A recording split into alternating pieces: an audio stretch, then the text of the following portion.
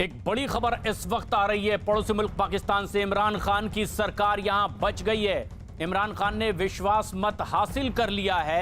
इमरान के पक्ष में 178 मत पड़े हैं सदन के भीतर और इमरान खान की सरकार इस तरह से बच गई है। खुद इमरान सरकार की तरफ से यह विश्वास मत लाया गया था। दरअसल सीनेट के चुनाव में उनके वित्त मंत्री के हार जाने के बाद एक बड़ा झटका उन्हें लगा था और यह डर सताने लगा था कि अगर विपक्ष ये अविश्वास प्रस्ताव लाता है तो कहीं उन पर खतरा ना मंडराए, और इसीलिए उनकी पार्टी ने ही विश्वास मत लाने का फैसला किया और वो सदन में जीत गए। हालांकि विपक्ष ने बहिष्कार का भी फैसला किया था और आखिरकार सदन में विश्वास मत जीतने में कामयाब हुए इमरान खान। नीरज कुमार हमारे सहयोगी इस वक्त हमसे सीधे जुड़ रहे हैं ज्यादा जानकारी के साथ। नीरज, ये आखिर क्या डर सता रहा था उन्हें कि खुद उनकी पार्टी ने फैसला किया था विश्वास मत सदन में ला लिया जाए, और आखिर परिणाम ऐसा क्यों आया?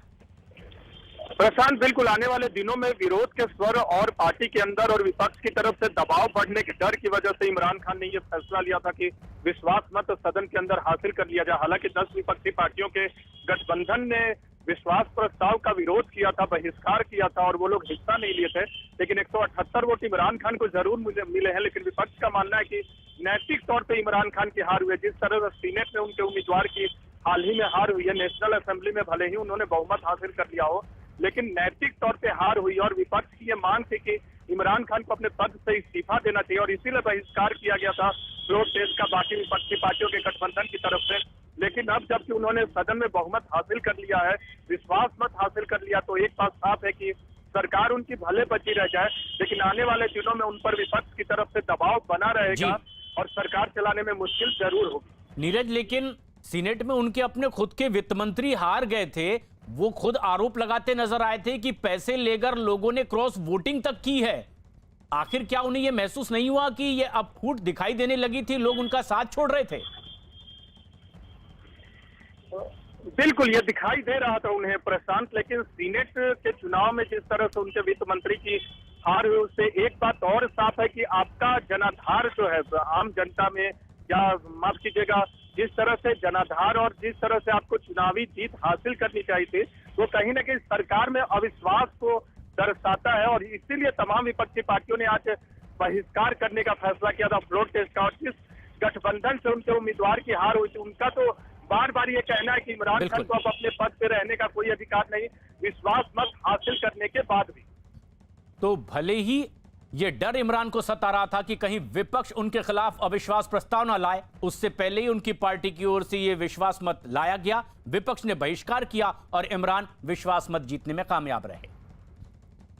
सियासी घमासान पाकिस्तान में नहीं बल्कि उधर वेस्ट बंगाल में भी छिड़ा हुआ है और बंगाल चुनाव पर यह बड़ी खबर भी इस वक्त आ रही है मिथुन चक्रवर्ती से जुड़ी हुई। मिथुन चक्रवर्ती के बीजेपी में शामिल होने के ऐलान के बाद टीएमसी अब टेंशन में आ गई है। मिथुन पर ममता की टेंशन इसलिए भी बढ़ती नजर आ रही है क्योंकि बीजेपी के बंगाल प्रभारी कैलाश विजयवर्गीय ने मिथुन चक्रवर्ती के बीजेपी में शामिल होने पर मुहर लगा दी। कैलाश विजयवर्गीय ने कहा कि मिथुन का मन है कि वो मोदी जी के नेतृत्व में पार्टी का काम करें। मिथुन पर ममता की टेंशन इसलिए बढ़ती नजर आ रही है क्योंकि बीजेपी के बंगाल प्रभारी कैलाश विजयवर्गीय जब न्यूज 18 से बात कर रहे थे तो उन्होंने कहा है कि खुद मिथुन चक्रवर्ती ने यह बात कही है कि वो नरेंद्र मोदी के नेतृत्व में सेवा करना चाहते हैं, पार्टी से जुड़ना चाहते हैं। कैलाश विजयवर्गीय जो बीजेपी के बंगाल प्रभारी हैं, उन्होंने न्यूज 18 से बातचीत की और इस बात पर मुहर लगाई कि मिथुन चक्रवर्ती बीजेपी में शामिल होंगे। दरअसल पिछले कुछ दिनों से ये अटकलें इसलिए भी लगाई जा रही थी क्योंकि वो आरएसएस प्रमुख से भी मिल चुके थे और उसके बाद अब इस बात पर मुहर लगा दी खुद बंगाल प्रभारी कैलाश विजयवर्गीय ने। ब्रिगेड परेड ग्राउंड पर इस मंच के पीछे जहां प्रधानमंत्री ने आना है कल और हमारे साथ हैं, सिर्फ एक ही परिचय है मेरे ख्याल से, बाकियों के परिचय अपने आप को सब लोग कार्यकर्ता बताते हैं पार्टी का। आपका परिचय करता धरता दे दूं? कैलाश विजयवर्गीय। मैं भी कार्यकर्ता ही हूँ। कार्यकर्ता ही करता धरता रहता है। तो यहाँ पर कितने लोग आएंगे कल? कल ये मैदान छोटा पड़ेगा, इसकी कैपेसिटी कम से कम 6-7 लाख है, तो मेरा ख्याल है कि इतने ही लोग बाहर खड़े होंगे ऐसा लगता है मुझे। आप मतलब आपका अंदाजा है कि 14-15 लाख लोग आ जाएंगे? बंगाल के इतिहास की सबसे बड़ी रैली होगी, सबसे बड़ी रैली होगी। इसका भरोसा है आपको? 100%। जो अभी यहाँ पे जो विपक्ष की जो तीसरा लेफ्ट और कांग्रेस की रैली हुई थी उससे बड़ी? उससे तो कई गुना बड़ी होगी। और अब ये इतने लोग आ जाएंगे तो फिर सीटें कितनी आएंगी? 200 प्लस, वो तो पहले से ही है। 200 प्लस से ही हम लोग शुरुआत कर रहे हैं और 200 प्लस पे ही हम समापन करेंगे चुनाव का। तो पीएम के साथ मंच पर कौन कौन होंगे? प्रदेश के सारे पदाधिकारी होंगे और क्योंकि पोस्टर तो हम सिर्फ दिलीप घोष जी के देख रहे हैं और तो किसी के देख नहीं रहे। नहीं, अब सारे मंच पे बैठेंगे, सबके पोस्टर तो लग नहीं सकते और लगाना उचित भी नहीं है। पर हमारे यहाँ एक प्रोटोकॉल है, एक व्यवस्था है कि प्रदेश अध्यक्ष, राष्ट्रीय अध्यक्ष, प्रधानमंत्री जिनकी सभा हो, साधारणतः हम उनके ही पोस्टर्स का उपयोग करते हैं। तो जो वो अंदाजे लगाए जाते हैं ना कि हम जो विश्लेषक होते हैं, हम तो विश्लेषक नहीं, हम भी साधारण पत्रकार हैं, लेकिन जो बड़े बड़े विश्लेषक होते हैं वो अंदाज़ा लगाते हैं कि प्रधानमंत्री के बगल में कौन बैठा था, इधर कौन बैठा था, तो उससे क्या अंदाज़ा लगा जाए कि मुख्यमंत्री जो बनेगा वो कहाँ बैठेगा प्रधानमंत्री से? कुछ नहीं सर, अगर आप पुराना इतिहास उठा के देख लें, प्रधानमंत्री की सभा देख लें, तो हरियाणा में उन्होंने सभा की थी, मनोहर लाल जी खट्टर उनके पास में थोड़ी बैठे थे। यदि उत्तर प्रदेश में सभा की उन्होंने और योगी जी उनके पास में थोड़ी बैठे थे, वहाँ प्रदेश अध्यक्ष बैठे थे। इसलिए इस ऐसे अंदाज नहीं लगाना चाहिए। अच्छा। भारतीय जनता पार्टी को इस प्रकार से आप कैलकुलेट नहीं कर सकते। भारतीय जनता पार्टी का अपना एक अलग आइडियोलॉजी है, विचारधारा है, रणनीति है, और हम जब भी जो करते हैं वो बहुत सबसे चर्चा करके और एक सामूहिक डिसीजन होता है। ये एक विशेषता है हमारी। जैसे दिलीप घोष जी से हमने बात की तो उन्होंने कहा भी अभी मैं टीम का कैप्टन मैं हूँ प्रदेश में, तो दावा तो स्वाभाविक मेरा भी है। नहीं, दावा तो किसी का भी हो सकता है। देखिए, मैं ऐसा मानता हूँ कि वो चूँकि प्रदेश अध्यक्ष है, फेस उनका है सामने, क्योंकि उनके नेतृत्व में चुनाव हो रहा है, तो लोग ऐसा मानते हैं कि वो मुख्यमंत्री बनेंगे। पर ये निर्णय हमारे यहाँ इंटरनल डेमोक्रेसी है। जब विधायक दल की बैठक होगी वो अपना नेता चुनेंगे, फिर हमारे पार्लियामेंट्री बोर्ड की बैठक होगी, वो उसको सहमति प्रदान करेंगे, वो मुख्यमंत्री होगा। इसलिए हमारे यहाँ ये कल्पना करना कि ये मुख्यमंत्री होगा ही, ये बड़ा मुश्किल है। तो आइए ज़रा मैदान में देख लेते हैं कौन किस तरफ क्या होगा। ये बताइए, तो इतना आप 6 साल से हैं लगभग यहाँ पे? हाँ, लगभग, और 6 साल चल रहा है मुझे। तो कैलाश विजयवर्गीय को जीत का क्या मिलेगा? नहीं, इसके लिए तो काम ही नहीं करते हैं कभी। क्या मिलेगा? जीत मिलेगी बंगाल की, ये बहुत बड़ी बात है। बंगाल में भारतीय जनता पार्टी की सरकार होगी, ये बहुत बड़ी बात है। बंगाल में अवैध गतिविधियां बंद होगी, ये बहुत बड़ी बात है। बंगाल एक सीमावर्ती प्रदेश है जहां पर घुसपैठिए आते हैं जो देश के आंतरिक सुरक्षा के लिए खतरा होते हैं, वो बंद होगा, ये बहुत बड़ी बात है। ये माफिया राज समाप्त होगा, ये बहुत बड़ी बात है। तो ये सारी चीज़ें हैं इसमें। ये तो अब ऊपर मंच पर प्रधानमंत्री रहेंगे, सामने किनको देखा जाएगा? क्या बोले? सामने सबसे आगे कौन रहेंगे? नहीं, आगे तो आप लोग रहेंगे, पत्रकार। अच्छा। पत्रकारों के लिए, क्योंकि पत्रकार प्रजातंत्र का चौथा खंभा है, और मुझे लगता है कि 300-400 पत्रकार सारे देश भर से आएंगे, सब सामने ही रहेंगे। वो सामने रहेंगे और उसके पीछे फिर आपके अलग अलग यूनिट? सब जनता रहेगी, जनता जनार्दन रहेगी। लोग कह रहे हैं कि आप झारखंड से बुला रहे हैं लोग अपने यहाँ पे, लोग मतलब जो विपक्ष कह रहा है कि यहाँ पे झारखंड से लोग बुला रहे हैं, आपके अपने लोकल नहीं मिलेंगे यहाँ। एक आध कैमरा वैमरा लगा दें, सब दूर की झारखंड से कोई गाड़ी आ रही हो तो वो देख लेंगे, क्योंकि आजकल तो विजुअल इतने शार्प हैं कि कहीं से भी कोई बता सकता है कि ट्रेन झारखंड से आ रही है या बस झारखंड से आ रही है, तो पता लग जाता है। इसलिए ये हमारी ताकत को ये बताना चाहते हैं कि ये इनकी ताकत नहीं है, ये बाहर की ताकत है। बाहर की ताकत नहीं है, भारतीय जनता पार्टी की ताकत है। और बंगाल की जनता ने तय कर लिया है यहाँ पर कि ममता जी 80, भारतीय जनता पार्टी 80। मिथुन चक्रवर्ती कहाँ बैठेंगे, ऊपर या नीचे? अभी निर्णय करेंगे, उनसे मुझे चर्चा करनी है। पर हाँ, उनका मन है कि वो मोदी जी के नेतृत्व में पार्टी का काम करें। ये माना जा रहा है कि वो आ गए तो फिर तो स्वाभाविक रूप से वो चेहरा हो जाएंगे, मुख्यमंत्री का सबसे बड़ा चेहरा। मैं कह रहा हूँ, ये गलतफहमी किसी को नहीं रहना चाहिए। एक बहुत बड़े चैनल ने मेरे को ही मुख्यमंत्री बना दिया, तो ये बिल्कुल भी नहीं। हम सब कार्यकर्ता हैं, तय करेगी पार्टी, तय करेंगे पार्टी का आला कमान। तो हम भी बहुत बड़े चैनल हैं, अगर हम भी आपको बोलें कि आप बन जाएंगे मुख्यमंत्री, तो अगर आपको बनाते हैं तो आप स्वीकार करेंगे? बिल्कुल नहीं, मैं यहाँ पर सिर्फ पार्टी की सेवा करने आया हूँ। मेरा काम खत्म हुआ कि यहाँ से चला मैं अपने। ये बताइए, दीदी को अब बेटी कहा जा रहा है, बंगाल की बेटी कहा जा रहा है, और आपको बाहरी बताया जा रहा है। देखिए, हम तो बाहरी हैं, हम बाहरी हैं, मैं बाहरी हूँ। मेरे यहाँ पर सिर्फ पार्टी का काम करने आया मैं। पर ये ज्योतिर्मय जी हैं, ये यहाँ के सांसद हैं, ये स्थानीय, दिलीप दास स्थानीय, सब स्थानीय। यहाँ जितने भी पार्टी के मंत्री बनेंगे, मुख्यमंत्री बनेगा, सब स्थानीय बनेगा, कोई बाहर का आदमी थोड़ी बनेगा। ये इस प्रकार के सेंटिमेंट्स पैदा कर रही हैं बंगाल के लोग कि भारतीय जनता पार्टी बाहरी है। हमेशा कहती भारतीय जनता पार्टी बाहरी, कभी मोदी जी को बाहरी कहती है, कभी नड्डा जी को बाहरी कहती है, कभी अमित शाह जी को बाहरी कहती है। अरे भाई, हमारी अखिल भारतीय पार्टी। और आप सब जानते हैं कि हमारा राजनीतिक सफर प्रारंभ हुआ जनसंघ। जनसंघ के पहले अध्यक्ष कौन थे? डॉक्टर श्यामा प्रसाद मुखर्जी। डॉक्टर श्यामा प्रसाद मुखर्जी जो यहाँ के पहले अध्यक्ष थे, उनके नेतृत्व में हमने राजनीतिक सफर प्रारंभ किया। हम बाहर के कैसे हो गए? बल्कि ममता जी खुद, मुझे पता लगा कि वो बांग्लादेश से आई यहाँ पर। वो बाहरी, हम बाहरी कैसे हुए? भारतीय जनता पार्टी तो यहाँ की पार्टी है, यहाँ के नेता का आशीर्वाद है, और हम उनके सपनों को पूरा करने के लिए यहाँ पर सरकार बना रहे हैं। हिंदू मुस्लिम हो जाएगा चुनाव?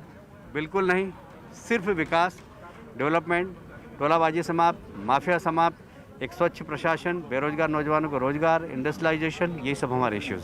कोई हिंदू मुस्लिम की बात आप नहीं करेंगे पूरे चुनाव? बिल्कुल नहीं, एकदम नहीं।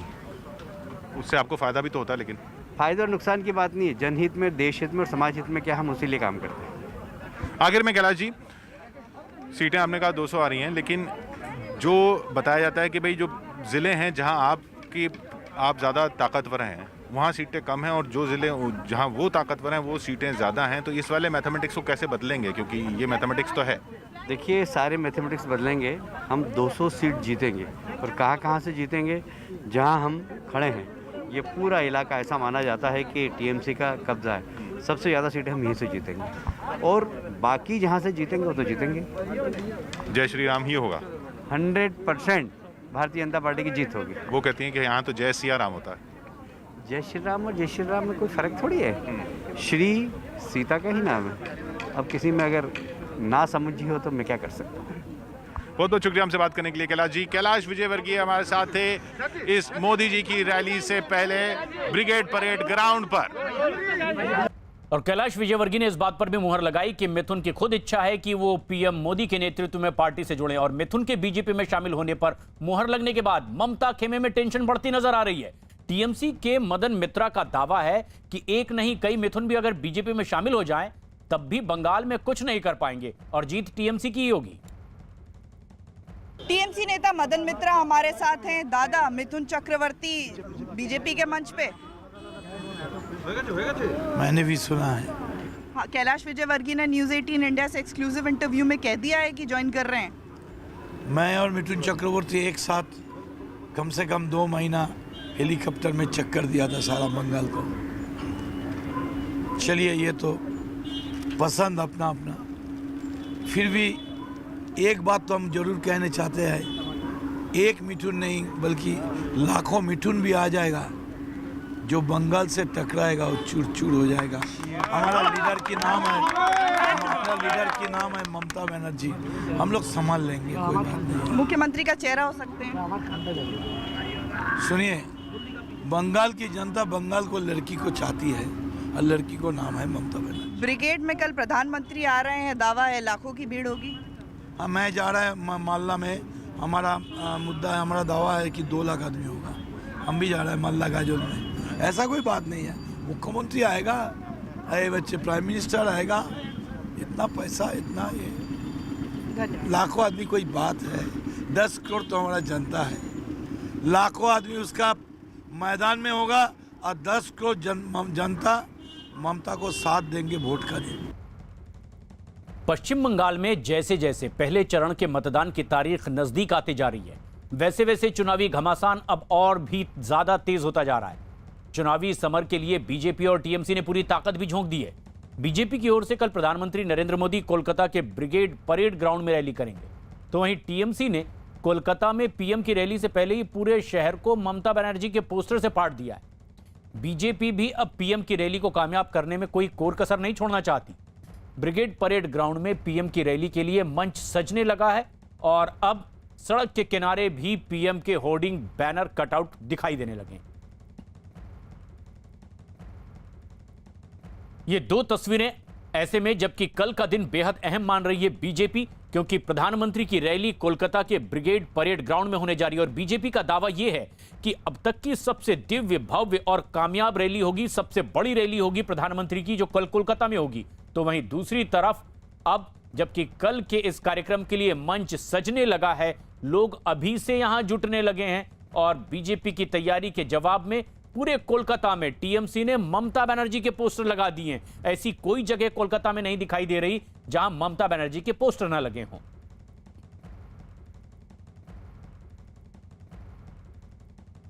ब्रिगेड मैदान में प्रधानमंत्री नरेंद्र मोदी की रैली को लेकर के तैयारियों को अंतिम रूप दिया जा रहा है। हमारे पीछे एक बड़ा सा लगभग 150 फुट लंबा मंच बनाया जा रहा है जिसपे भारतीय जनता पार्टी के झंडे के कलर से उसको सजाया जा रहा है और पीछे एक बड़ी सी एलईडी स्क्रीन लगाई जा रही है। अभी भी काम चल रहा है। आप देखिए यहाँ पर मीडिया स्टैंड बन रहा है, लेकिन कुछ समर्थक जुटना शुरू हो गए हैं। यहाँ देखिए एक सज्जन हैं जो welcome Modi ji historic brigade ground, इस तरह की तस्वीर उन्होंने खुद ओढ़ रखी है। इसके अलावा उन्होंने कोरोना को देखते हुए एक हेलमेट भी लगा रखा है और ऊपर भी प्रधानमंत्री नरेंद्र मोदी की तस्वीर है और हाथ में बीजेपी का झंडा है। उनसे मैं बात करूंगा, लेकिन इसके पहले आपको दिखाऊं कि किस तरह से दोनों तरफ जितने भी लोग आने वाले हैं, कहा यह जा रहा है कि लाखों की संख्या में लोग आएंगे तो उन तक आवाज पहुंच पाए प्रधानमंत्री की, उसको लेकर के साउंड सिस्टम जबरदस्त तरीके से लगाया जा रहा है। सैकड़ों की संख्या में साउंड सिस्टम लगाया जा रहा है। साथ ही साथ यहाँ पर देखिए कि हजारों की संख्या में कुर्सियां लगाई जाएंगी और कुर्सियां ला करके यहाँ रख दी गई हैं। कालीन भी ला करके रख दी गई है, नीचे लगाई जाएगी। जो गणमान्य लोग होंगे वो आगे बैठेंगे। इसके अलावा जो मुख्य मंच है उसके बगल में एक और मंच बनाया जा रहा है जहां पर जो स्टेट की लीडरशिप होती है, जो जिले से नेता आते हैं उनको जगह दी जाएगी और जो मुख्य मंच है उस पर प्रधानमंत्री के अलावा जितने भी केंद्रीय नेता होंगे या स्टेट के जो महत्वपूर्ण नेता होंगे उनको यहाँ पर जगह दी जाएगी। तो तैयारियों को अंतिम रूप दिया जा रहा है। स्पेशल प्रोटेक्शन ग्रुप एसपीजी के जो अधिकारी हैं वो पहले ही आ चुके हैं कोलकाता और इस पूरे मैदान को उन्होंने अपने कब्जे में ले लिया है। प्रधानमंत्री की सुरक्षा को देखते हुए जितनी भी बड़ी बड़ी बिल्डिंग्स आपको दिखाई दे रही हैं, अगर मैं तस्वीरों में दिखाऊं, इन सारी बिल्डिंग्स के ऊपर छतों पर एसपीजी के कर्मचारी जाकर के मुआयना कर चुके हैं, क्योंकि प्रधानमंत्री की सुरक्षा बेहद सेंसिटिव होती है और इसलिए पूरे मैदान को सिक्योर कर लिया गया है। और अब तैयारियां चल रही हैं। जनरेटर आप देखिए वहां पर काफ़ी संख्या में लगा दिए गए हैं। लाइट की व्यवस्था की जा रही है, साउंड सिस्टम की व्यवस्था की जा रही है और क्विक रिस्पांस टीम जो है वो भी मंच के पीछे किसी भी अनहोनी से निपटने के लिए लगा दी गई है। कोलकाता पुलिस भी यहाँ पर मौजूद है। तो अब मैं वापस रुख करता हूँ। चाचा, हिंदी आती है कि बंगाली में ही बोलेंगे? हिंदी में बोलेंगे। तो क्या आप अभी से स्वागत कर रहे हैं? प्रधानमंत्री को तो आना है रविवार को। जी, रविवार तो आना ही है। आज भी आ गया, इसीलिए कि मोदी जी हमारा इंडिया का एक नई दिशा दिखाया और मोदी जी पश्चिम बंगाल को भी एक नई दिशा दिखाएंगे। हमें को, हम बंगाली है लेकिन हमें को भी नई नई दिशा दिखाया। बहुत बहुत बात किया है उन्होंने, लिखा बोला है। ये बात हम लोग को बहुत बहुत उत्साह किया। एक बात है, सबके साथ सबके बात। एक बात है आत्मनिर्भर भारत, आत्मनिर्भर पश्चिम बंगाल और उन्होंने जो कहा भारत माता की जय। ठीक है, आत्मनिर्भर पश्चिम बंगाल की बारी ये कह रहे थे चाचा। और एक बार मैं आपको तस्वीर जरा दिखाता हूँ। इस मैदान के बारे में कहा जाता है कि ये मैदान भरना बेहद मुश्किल होता है। 10 लाख से ज़्यादा लोग इस पूरे मैदान में समा सकते हैं। ब्रिटिश काल का ये मैदान था और ब्रिटिश आर्मी के लिहाज से इसका उस समय नियंत्रण था यहाँ पर। लेकिन आज के समय यहाँ पर पॉलिटिकल पार्टीज़ की रैली होती हैं, तो तैयारियाँ अंतिम चरण में हैं। अब पश्चिम बंगाल के बीजेपी नेताओं को इंतजार प्रधानमंत्री की रैली का है कि वो आ करके, उनको लगता है कि तस्वीर बदल देंगे। और एक के बाद एक कई टीएमसी के नेता बीजेपी में शामिल हुए, लेकिन टीएमसी नेता और पूर्व रेल मंत्री दिनेश त्रिवेदी आज बीजेपी में शामिल हो गए। बीजेपी अध्यक्ष जेपी नड्डा ने उन्हें दिल्ली मुख्यालय में पार्टी की सदस्यता दिलवाई और फूलों का गुलदस्ता देकर उनका स्वागत किया है। दिनेश त्रिवेदी ने 12 फरवरी को राज्यसभा में से इस्तीफा दे दिया था और आज बीजेपी में शामिल हो गए।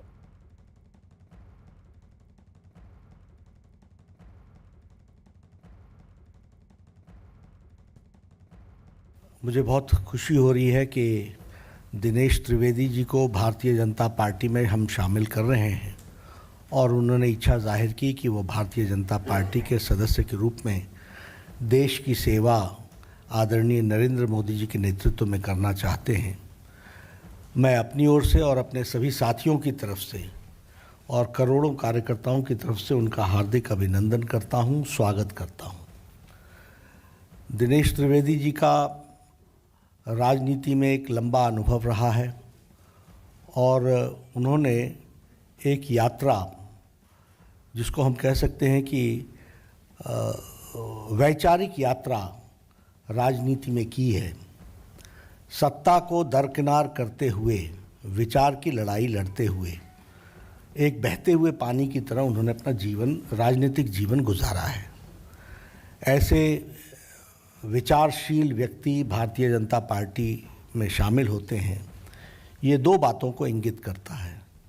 एक तो उस बहते हुए पानी की तरह विचार में भी उन्होंने भारतीय जनता पार्टी के साथ अपने आप को समावेश किया है, और दूसरा कि भारतीय जनता पार्टी में ही ये ताकत है कि सभी विचारशील लोगों को अपने साथ समा करके देश की सेवा में लगा सके, ये इसमें से दिखने को मिलता है।